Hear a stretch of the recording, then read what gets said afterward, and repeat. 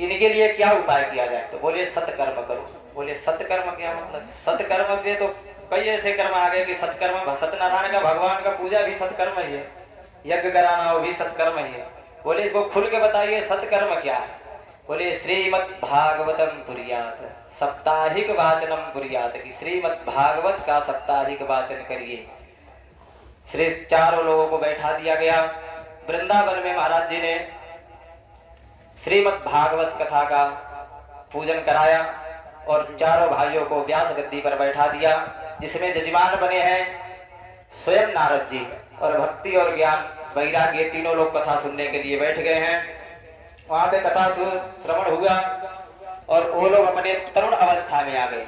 भक्ति नृत्यति एवच, वहां पे भक्ति आनंदमयी से नाचने लग गई और बोली भगवान हे नारद, आपका उपाय से अभी हर जगह भक्ति का प्रचलन अब यहीं से शुरू होगा, नहीं तो भक्ति विदेशम अहम गम्यते, कि नहीं तो अगर यहाँ पे अगर भक्ति का कोई प्रचार नहीं होगा तो मैं विदेश चली जाऊंगी।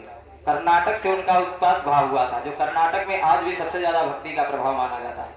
दक्षिण भारत में सबसे ज्यादा प्रभाव कर्नाटक का भक्ति का प्रभाव वहीं से शुरू हुआ था। तो महाराज जी बोले कि अगर यहाँ पे नहीं हुआ तो मैं यहाँ से विदेश चली जाऊंगी, विदेशम अहम गम्यते। तो महाराज जी के द्वारा जब साप्ताहिक वाचन पूरा हुआ तो ये लोग अपने ज्ञान वैराग्य उत्पन्न हुए। फिर नारद जी बोले कि अच्छा, केवल ये तो मान लीजिए भक्ति में थे कि भक्ति से ही केवल अगर भागवत महापुराण का इतना बड़ा महात्म बताया गया तो केवल भक्ति के लिए बताया गया कि इससे कोई पापी भी तरह है आज तक। फिर बोले धुंधकारी की कहानी वहां पे सुनाए महाराज जी की। बोले तुंगभद्रा नदी के किनारे एक ब्राह्मण जी रहते थे। बोले तुंगभद्रा नदी के किनारे एक ब्राह्मण रहते थे जिसका नाम था आत्मदेव ब्राह्मण। उनकी एक पत्नी थी जिसका नाम था धुंधली।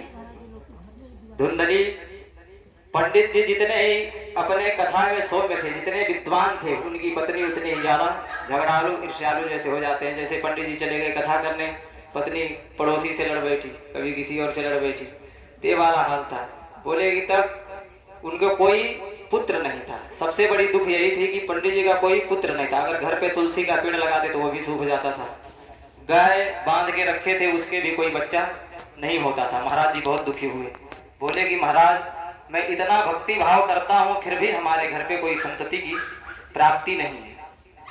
उन्होंने जब देख लिया कि हर तरह से जैसे नहीं होता है कि सब ताना मारने लग जाते हैं, चाहे एक ही साल हुआ हो शादी के, लेकिन पड़ोसी नहीं जीने देते हैं। पहले कह देते हैं कि भैया